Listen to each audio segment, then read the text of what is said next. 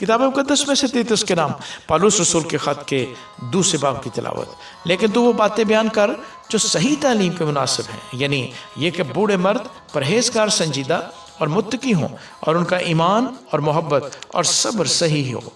اسی طرح بوڑھی عورتوں کی بھی وضع مقدسوں کی سی ہو، تہمت لگانے والی اور زیادہ مے پینے میں مبتلا نہ ہوں، بلکہ اچھی باتیں سکھانے والی ہوں، تاکہ جوان عورتوں کو سکھائیں کہ اپنے شوہروں کو پیار کریں، بچوں کو پیار کریں، اور متقی اور پاک دامن اور گھر کا کاروبار کرنے والی اور مہربان ہوں، اور اپنے شوہر کے تابع رہیں، تاکہ خدا کا کلام بدنام نہ ہو۔ جوان آدمیوں کو بھی اسی طرح نصیحت کر کہ متقی بنے، سب باتوں میں اپنے آپ کو نیک کاموں کا نمونہ بنا، تیری تعلیم میں صفائی اور سنجیدگی اور ایسی صحت کلامی پائی جائے جو ملامت کے لائق نہ ہو، تاکہ مخالف ہم پر عیب لگانے کی کوئی وجہ نہ پا کر شرمندہ ہو جائے۔ نوکروں کو نصیحت کر کہ اپنے مالکوں کے تابع رہیں، اور سب باتوں میں انہیں خوش رکھیں، اور ان کے حکم سے کچھ انکار نہ کریں، چوری چلاکی نہ کریں، بلکہ ہر طرح کی دیانتداری اچھی طرح ظاہر کریں، تاکہ ان سے ہر بات میں ہمارے منجی خدا کی تعلیم کو رونق ہو،